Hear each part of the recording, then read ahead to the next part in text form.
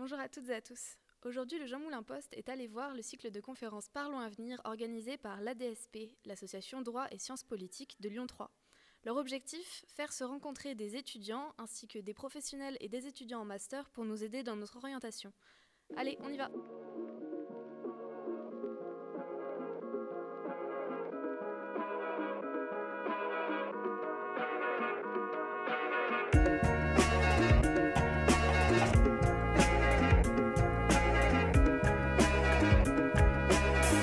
Très intéressante, je disais ça maintenant aux organisateurs, très intéressante et magnifiquement bien organisée, donc je suis ravi. Je suis ravi d'être, d'avoir été invité avec mes collègues espagnols et américains pour parler le métier de diplomate. Et je souhaite que nos interventions soient utiles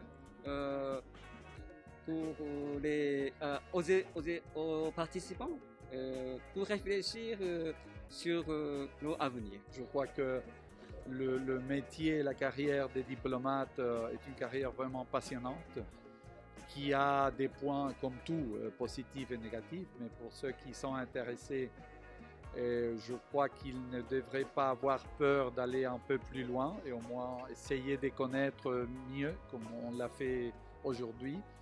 Et je dirais aussi qu'il y a d'autres possibilités à l'international qui ne se limitent pas, disons, à la carrière diplomatique typique d'un pays. Il y a les organisations internationales, devenir fonctionnaire international, l'Union européenne, et bien sûr la coopération au développement dans le cadre de la coopération nationale d'un pays ou multilatérale ou des ONG. Donc il y a beaucoup de possibilités pour travailler à l'international. J'ai pensé que c'était une très bonne conférence, que les trois intervenants venaient vraiment du coup des quatre coins du monde et que c'était super intéressant d'avoir leur point de vue sur leur métier. J'ai bien aimé du coup les anecdotes personnelles. On peut voir quand même que c'est vraiment des anecdotes que nous n'avons pas communs étudiants. Par exemple, je vais citer celle du consul général d'Espagne qui a eu la chance de discuter avec Nelson Mandela au détour de toilettes en Afrique du Sud. C'est le genre d'anecdote que je veux vivre, voyez-vous. Bon, avec Nelson Mandela, ce sera un peu compliqué, mais avec d'autres personnalités, pourquoi pas. En tout cas, ouais, c'était des moments drôles finalement, intéressantes. Les anecdotes personnelles, c'était une partie très intéressante.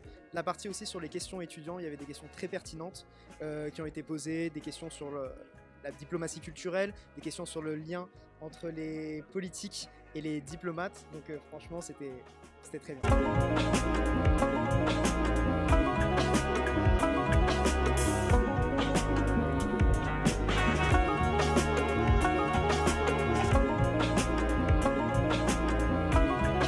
Je pense que le métier d'avocat est un métier de transmission et que c'est important qu'il y ait des liens qui se fassent entre les générations.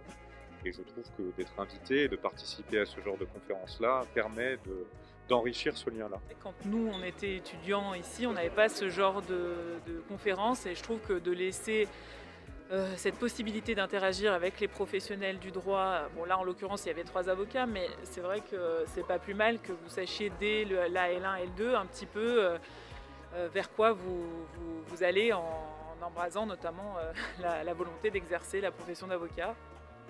Le conseil principal de toute manière, c'est comme on l'a développé à plusieurs reprises, c'est effectivement de faire des stages. Je pense que voilà, il y a la fac, un temps pour apprendre les connaissances théoriques, mais il y a surtout la pratique et rien ne remplace la pratique. Si vous souhaitez être avocat pénaliste comme je le suis, d'aller en audience, de vous intéresser à autre chose que le droit, parce que je pense qu'en se diversifiant l'esprit, on est meilleur dans notre exercice professionnel.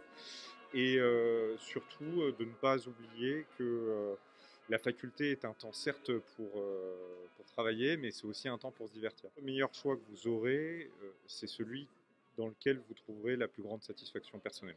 Voilà. Moi, c'est en étant avocat, mais parce que ça me correspond. Ça ne peut pas correspondre à d'autres personnes, comme ça peut leur correspondre.